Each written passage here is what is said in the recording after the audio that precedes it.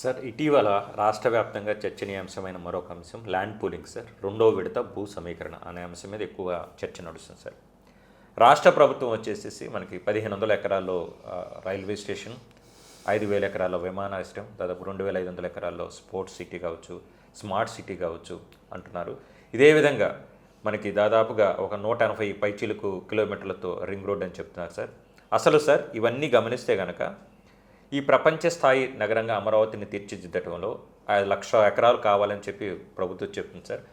గతంలో సేకరించిన భూమి కావచ్చు, ప్రభుత్వ భూములు కావచ్చు, ఒక 50,000 ఎకరాలు ఉన్నాయి. ఇప్పుడు మరొక 50,000 ఎకరాలు కావాలని చెప్పి ఆ దిశగా అడుగులు వేస్తున్న నేపథ్యంలో సార్ ఈ ఓవరాల్గా ఈ అమరావతికి 1,00,000 ఎకరాలు ఎందుకని చెప్పి దాదాపుగా చాలామంది విరుస్తున్న నేపథ్యాన్ని కూడా మనం గమనిస్తున్నాం సార్. అసలుకి వీటన్నిటిని పక్కన పెడితే సార్ ఈ ల్యాండ్ పూలింగ్ స్కీమ్ నియమాలు లేదా నిబంధనలు ఏదైతే ఉన్నాయో, గైడ్లైన్స్ ఏవైతే ఉన్నాయో అవి అసలు పూర్తిగా అమలవుతున్నాయా? అసలు ఆ దాంట్లో ఉన్న లోటుపాట్లు ఏంటి సార్? దీని గురించి కూడా తెలియజేయగలరు సార్. ఇప్పుడు ఈ అమరావతి పేరుతో తీసుకున్నటువంటి 54,000 ఎకరాలు ఏదైతే ప్రభుత్వం దగ్గర ఉందో ఆ రోజు ఒక విధమైనటువంటి వాతావరణం, ఒకటి హైపు, 2 గ్రామస్తుల్లో భయం. నేను చాలా డీటెయిల్డ్గా డాక్యుమెంట్ చేసిన 2015 తర్వాత 15 జనవరి 1వ తేదీన ల్యాండ్ పూలింగ్ రూల్స్ వచ్చిన తర్వాత గ్రామాల్లో ఎలాంటి పరిస్థితులు క్రియేట్ చేసింది ప్రభుత్వం. దానికి ఇంకొక చిన్న నేపథ్యం ఉంది. టీవీ చర్చల్లోనూ గ్రామాల్లో జరిగినటువంటి అనేక కన్సల్టేషన్స్లో రైతులు భూములు ఇవ్వడానికి సిద్ధంగా లేరు అనేది అర్థమైపోయింది. నవంబర్ 18వ తేదీనో 16, 18 అనుకుంటాను 2014 చంద్రబాబు నాయుడు గారు హైదరాబాద్లో ఉన్న గెస్ట్ హౌస్లో, లేక్ వ్యూ గెస్ట్ హౌస్లో, అది క్యాంప్ ఆఫీస్ సీఎం, ఆంధ్రప్రదేశ్ సీఎంకి 4 బస్సుల్లో ఈ రాజధాని గ్రామాల నుంచి టీడీపీ అనుకూలమైనటువంటి రైతులందరినీ తీసుకెళ్ళినారు. అక్కడ తీసుకెళ్ళి అక్కడ ఎంత చర్చ జరిగినా కానీ రైతులు హ్యాపీగా లేరు ఇవ్వడానికి. ఇంకేమనుకున్నారో ఏమో, డిసెంబర్ 29, 30, 31, డిసెంబర్ 28 నుంచి మొదలుపెట్టి 2014 6 గ్రామాల్లో అరటి తోటలను రగలబెట్టడం,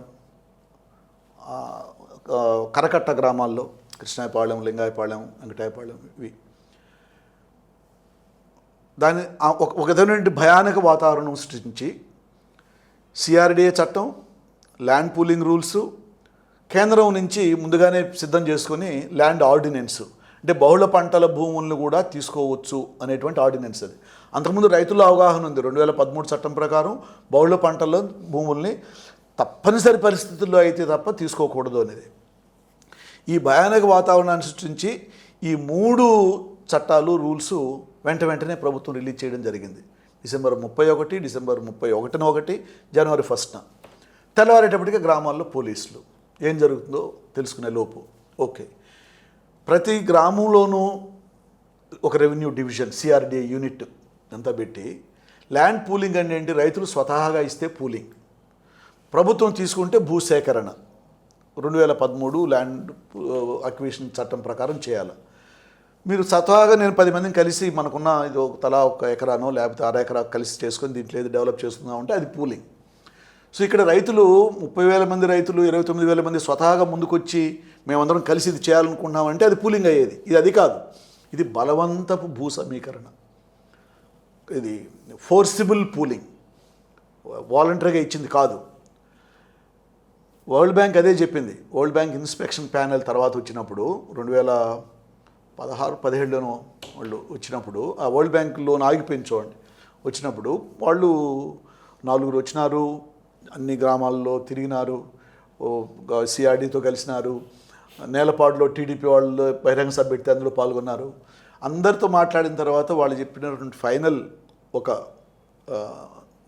క్రక్స్ ఆఫ్ ది తీర్మానం ఏంటంటే, ఒకసారి ప్రభుత్వం రాజధాని సరిహద్దులు నిర్ణయించిన తర్వాత ఆ సరిహద్దుల లోపల ఉండే రైతులకి భూమి ఇవ్వడం మినహా మరొక మార్గం లేకుండా పోయింది. కాబట్టి దీన్ని వాలంటరీగా భూములు ఇచ్చినారనడానికి వీల్లేదు అని చేసినారు. నేను చాలా డీటెయిల్గా డాక్యుమెంట్ చేసిన. ఆ 33,000 ఎకరాల్లో కూడా 10,000 ఎకరాలు, 12,000 ఎకరాలు తప్ప మిగిలిందంతా కూడా చాలా బలవంతంగా విధి లేక ఇవ్వాల్సి వచ్చిన పరిస్థితి. అది పక్కన పెడతాం. ఇప్పుడు సింగపూర్ మాస్టర్ ప్లాన్ అయింది. 2017 చదరపు కిలోమీటర్లకు మాస్టర్ ప్లాన్ తయారు చేశారు. హైదరాబాద్ ఒక 25 నుంచి 30 లక్షల జనాభా ఉండగలిగేటువంటి నగరం అది. 2017 చదరపు కిలోమీటర్లు.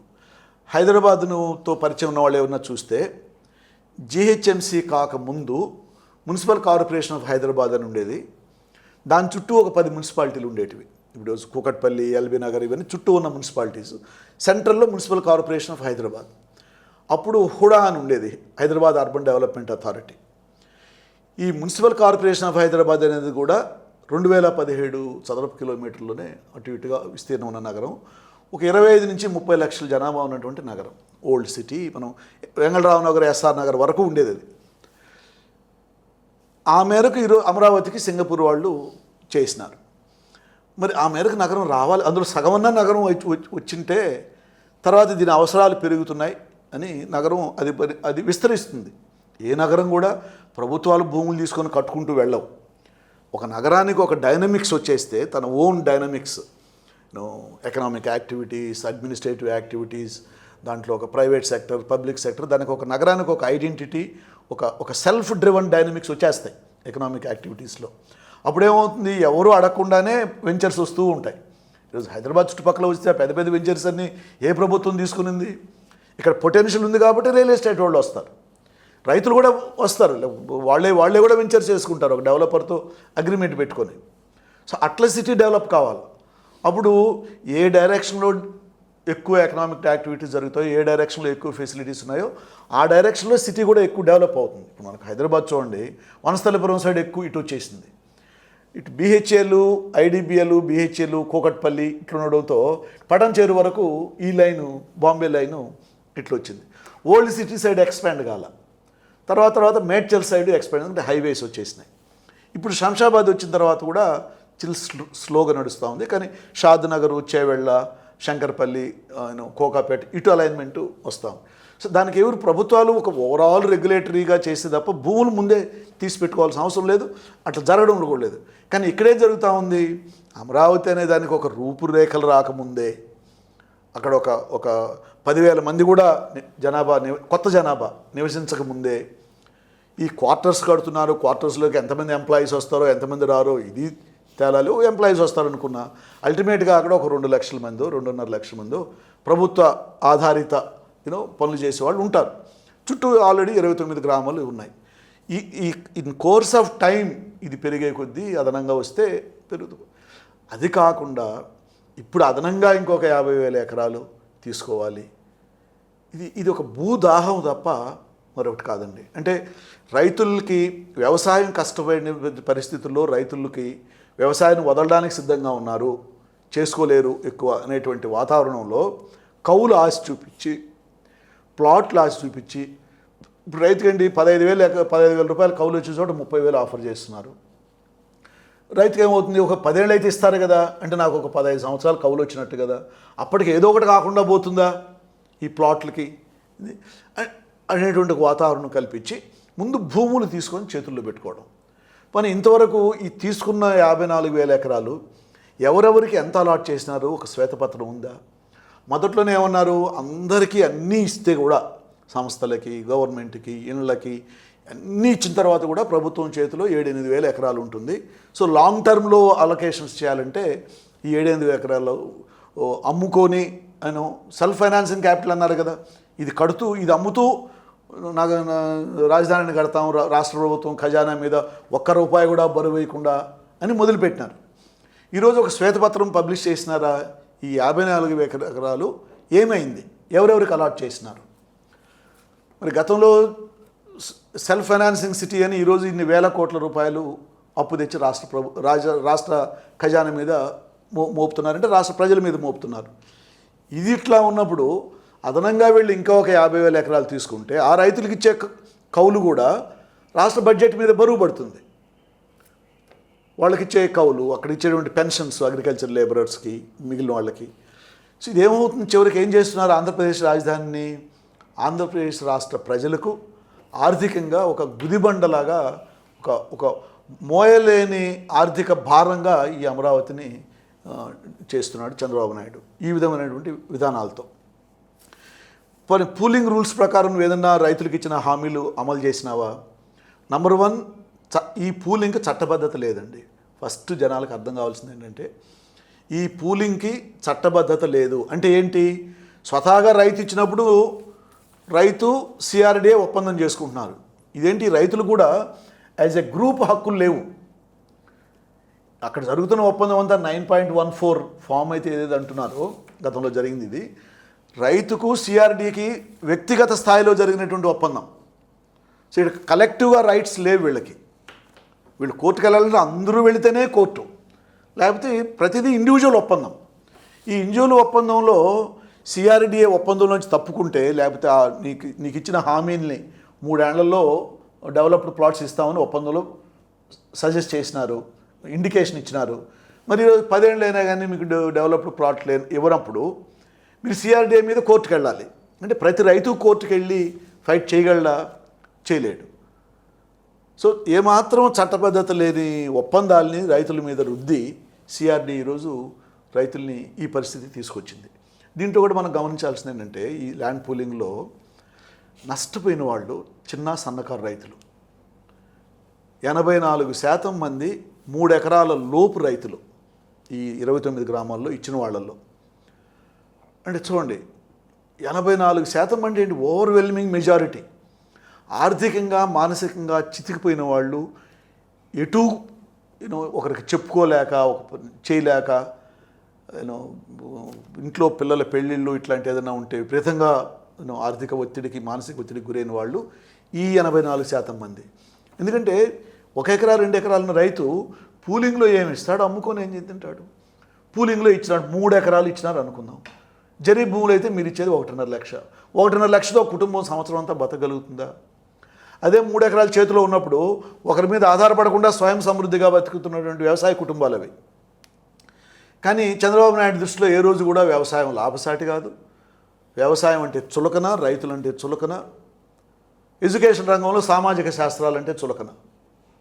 ఆ టైప్లో తీసుకెళ్ళి ఇప్పుడు ఈ అదనంగా 50,000 ఎకరాలు తీసుకోవాలన్నటువంటి గ్రామాల్లో కూడా దాదాపు 80-84% మంది ఈ 3 ఎకరాల లోపు వాళ్ళే ఉంటారు. నష్టపోయే వాళ్ళు వాళ్ళే ఎక్కువ. సో ఈ ప్రభుత్వ అజెండాలో ఈ world class city, towers, graphics, లేకపోతే ప్రభుత్వంతో చర్చలు జరిపేవాళ్ళు, వీళ్ళెవరిలో కూడా ఈ 84% మందికి ఏ పాత్ర లేదు. అంత పెద్ద రైతులు అధీనంలో నడుస్తున్నటువంటి పరిస్థితి అది. సో ఇప్పుడు ఇదే ఒప్పందంతో ల్యాండ్ పూలింగ్ రూల్స్ పేరు పెట్టి రైతుల నుంచి భూములు తీసుకున్నాం. ప్రభుత్వం ఏం చెప్పింది? అదే ల్యాండ్ పూలింగ్ రూల్స్లో 2015లోను, ఇప్పుడు కూడా జూలైలో ఇచ్చిన జీవోలు పెట్టింది. 29 గ్రామాల్లో ఉన్న ప్రజలందరికీ ఉచిత విద్యా వైద్య సౌకర్యాలు కల్పిస్తామని స్పష్టంగా రిటర్న్ ఫామ్లో ఉంది. 2015 జనవరి 1 జీవో, ల్యాండ్ పూలింగ్ రూల్స్ జీవోలో అదే జీవో పెట్టి భూములు తీసుకున్నావు. మరి అదే జీవోలో ఉన్న దీన్ని ఎందుకు అమలు చేయలేదు? ఒక్క రైతు కన్నా, ఒక్క వ్యక్తి కన్నా ఉచితంగా వైద్య సౌకర్యాలు కల్పించినారా? ఒక్క పిల్లవాడికి కానీ, ఒక్క అమ్మాయికి కానీ ఆ గ్రామాల్లో విద్య మీరు ఫ్రీగా కల్పించినారా? లేదు. ఈరోజు కూడా మేము ఎస్ఆర్ఎం, విఐటీలో ఆహా ఓహన్ వీళ్ళు చెప్పుకుంటున్నారు. కానీ ఆ 29 గ్రామాల్లో ఉన్న రైతు కుటుంబాల నుంచి ఎవరైనా ఒక పిల్లవాడు, అమ్మాయి కాలేజీలో చదువుకుంటూ ఉంటే 20% కన్సెషన్ ఇప్పించగలిగినారా మీరు? ప్రభుత్వం, రాష్ట్ర ప్రభుత్వం. మరి మిమ్మల్ని ఎట్లా నమ్మాలి? మీ రైతులకు న్యాయం చేస్తామంటే? రైతులు ఇచ్చిన భూములు, కాలేజీ పెట్టుకున్నాడు, ఇవన్నీ ప్రైవేట్ కాలేజెస్, ఇవే రీసెర్చ్ ఇన్స్టిట్యూట్స్ ఏదో ఆంధ్రప్రదేశ్ని ఎక్కడికో తీసుకెళ్ళేటివి కాదు ఇవి. ఈ ప్రైవేట్ కాలేజెస్లో బేసిక్గా జరిగేది విద్యా వ్యాపారం. మరి ఈ భూములు ఇచ్చిన గ్రామాల్లో రైతుల కన్నా ఎవరి భూములో అయితే ఈ కాలేజీలకి మీరు వందల ఎకరాలు కేటాయించినారో, ఒక్క విద్యార్థి కన్నా ఇంజనీరింగ్ అడ్మిషన్ తీసుకుంటే ఒక 20%, 30% ఫీజు కన్సెషను ఎందుకు ఇప్పించలేకపోతున్నారు? అది జరగకపోగా ఈ గ్రామాల్లో ఉన్న పిల్లల్ని కూడా డే స్కాలర్స్గా వచ్చేవాళ్ళని హాస్టల్లోనే ఉండి మీరు చదువుకోవాలని చెప్పేసి ఒత్తిడి చేయడం కూడా జరిగింది. అవును, చాలామంది మీద. ఎందుకు ఉండాలి? ఇప్పుడు ఒక అరగంటలో తమ గ్రామం నుంచి కాలేజీకి వెళ్ళగలిగే సౌకర్యం ఉన్నప్పుడు ఒక స్టూడెంటు మీ హాస్టల్లోనే ఎందుకు ఉండాలంటే వ్యాపారం. హాస్టల్లో 2 లక్షల రూపాయలు ఎంతో 1.5-2 లక్షల రూపాయలు హాస్టల్ సంబంధించిన సంవత్సరం మొత్తానికి ఒకేసారి వసూలు చేసి పెట్టుకుంటారు. అంటే డిసెంబర్ 26లో తినబోయే మెస్సులో భోంచేసే ఫుడ్ కూడా ఈరోజు జనవరి 26లోనే వసూలు చేసి పెట్టుకుంటాడు. వ్యాపారం. మరి వీళ్ళ మీద ఏదైనా మీ నియంత్రణ ఉందా? లేదు. మరి ఏం ఒరిగింది రైతులకు అక్కడ? ఈ కాలేజీలు రావడం వల్ల. ఈ స్టూడెంట్స్ ఎక్కడైనా పోయి చదువుకునే వాళ్ళే, ఈ ప్రైవేట్ కాలేజెస్ చదువుకునేవాళ్ళు. కానీ భూములు ఇచ్చిన రైతులకి ఏం ఒరిగింది? పని ఉద్యోగాలు ఏం వచ్చినాయి? స్వీపర్సు, మిగిలిన వాటికి సంబంధించి ఏదన్నా క్లాస్ 4 రిలేటెడ్ సెక్యూరిటీ. మరి దానికి ఆ రైతులు భూములు ఇచ్చింది. మరి నువ్వు కొత్తగా తీసుకునే భూములు వీటిలో నువ్వు అదనంగా ఏం చేస్తావు? ఇక్కడ ఇంకొక ఇల్లీగల్ వ్యవహారం చూడండి. టైం ఉంటే ఇప్పుడు ఎయిర్పోర్టు, రైల్వే స్టేషన్ అది అన్నారు కదా, అదనంగా తీసుకునే వాటిలో అదే నిజమైతే ఎందుకు వీళ్ళు మోసం చేస్తున్నారు, అది నిజం కాదు అని ఎందుకు అంటున్నా అంటే, అదే నిజమైతే జీవోలు స్పష్టం చేయాలిగా. The purpose of land acquisition, the purpose of land pooling. అందుకని ఇది చట్టబద్ధత కాదు. అదే మీరు 2013 చట్టం ప్రకారం తీసుకుంటే purpose of land acquisition specify చేయాలి. అది పబ్లిక్ పర్పస్గా ఉండాలి. ఇప్పుడు అనేక ప్రైవేట్ సెక్టర్ ప్రాజెక్టులు కూడా పబ్లిక్ పర్పస్ కింద తీసుకొస్తున్నారు. Okay, even then you have to mention నాకు 5,000 ఎకరాలు ఈ గ్రామాల్లో కావాలి, ఈ 5,000 ఎకరాలు నాకు ఎయిర్పోర్ట్ ఇక్కడ పెట్టబోతున్నాను. So for airport I need 5,000 acres in this villages అని స్పెసిఫై చేయాలి. That is the purpose of land pooling అయినా పర్పజే చెప్పాలి. మరి చెప్పినావా మీరు ఈ జీవోలో, మన డిసెంబర్లో ఇచ్చిన జీవోలో చూస్తే, జీవో నంబర్ కావాలి నేను మళ్ళీ మీకు ఇస్తాను. ఈ 20,000 ఎకరాలు ఏదైతే తీసుకుంటున్నారో 7 గ్రామాల్లో, అమరావతి, తుళ్ళూరు మండలాల్లో ఉన్న 7 గ్రామాల్లో 16,666 ఎకరాలు రైతుల పొలాలు, 3,000 ఎకరాలు చిల్లర గవర్నమెంట్ ల్యాండ్స్ కలిపి 20,000 ఎకరాలకు ఆ జీవో. అంటే ఈ 50,000 ఎకరాల్లో ఇది మొదటి దశ, ఓవరాల్ ల్యాండ్ పూలింగ్లో ఇది రెండవ దశ. మరి 20,000 ఎకరాలు ఈ పర్పస్ కోసం నాకు కావాలి 1, 2, 3 అని జీవోలో స్పెసిఫై చేయకుండా బయట ప్రకటనలు ఇచ్చి మంత్రి ఎమ్మెల్యేల ద్వారా దానికి ఏమి చట్టం, అది ఒకరోజు వార్తే, దానికి వ్యాలిడిటీ లేదు. అది ఓకే. వీళ్ళు అంటున్నట్టున్నారు 5,000 ఎకరాల్లో ఎయిర్పోర్టు ఏంటండి? హైదరాబాద్లో 5,000 ఎకరాల్లో ఉంది, 5,500 ఎకరాల్లో. మరి హైదరాబాద్ నగరం ఎంత? హైదరాబాద్కు ఉన్నటువంటి థ్రెషోల్డ్ ఏరియా అంటారు, ఆ ట్రాఫిక్ వచ్చేటువంటి ఏరియా ఇక్కడ ఎంత? ఆంధ్రప్రదేశ్లో 6 ఫంక్షనల్ ఎయిర్పోర్ట్స్ ఉన్నాయి already, domestic airports. Visakhapatnam international, Vijayawada నిన్న మొన్న ఇదైంది. విశాఖపట్నం, రాజమండ్రి, గన్నవరం, తిరుపతి, కడప, కర్నూలు 6 రీజనల్ ఎయిర్పోర్ట్స్ ఉన్నటువంటి స్టేట్ ఇండియాలో ఎక్కువ లేవు. ఇటీవల కాలంలో ఉత్తరప్రదేశ్లో ఒక 7-8 ఎయిర్పోర్ట్స్ కొత్త అన్నీ ఎక్కడెక్కడ కట్టేసి అవన్నీ ఘోస్ట్ ఎయిర్పోర్ట్స్ లాగా అయిపోయినాయి, మనుషులు లేక. Airport is an economic activity. నీకు ప్యాసింజర్ వస్తేనే అక్కడ నీకు ఎయిర్పోర్ట్కి వైబిలిటీ. ఈ ప్యాసింజర్స్ ఎక్కడ రావాలనేటువంటి ఒక అధ్యయనం జరగాలి కదా. ఏం జరిగింది ఇక్కడ? గన్నవరం ఎయిర్పోర్టుకు రద్దీ పెరిగిపోయింది, ఇక్కడ ఎక్స్పాండ్ చేయడానికి అవకాశం లేదు, అదనపు రన్వే కావాలి, విమానాల రద్దీ పెరిగిపోయింది, ప్యాసింజర్స్ రద్దీ పెరిగిపోయింది. ఏమన్నా ఆ సిచ్యువేషన్ ఉందా అక్కడ? లేదు. మరి నార్త్ కోస్ట్లు, ఈస్ట్ గోదావరి వాళ్ళందరూ కూడా వైజాగ్లో కొత్త ఎయిర్పోర్ట్ వస్తూ ఉంది కదా, అక్కడికి వెళ్తారు కదా, ఇక్కడికి రాదు కదా. మీరు రాయలసీమ మొత్తం చూడండి, కర్నూలు వాళ్ళు హైదరాబాద్కి వస్తారు. ఉమ్మడి ఆంధ్రప్రదేశ్ అయినా విభజిత ఆంధ్రప్రదేశ్ అయినా. అనంతపూర్ వాళ్ళు బెంగళూరుకి వెళ్తారు, కడప వాళ్ళు ఇటు బెంగళూరు లేకపోతే చెన్నై, అవసరాలను బట్టి హైదరాబాద్.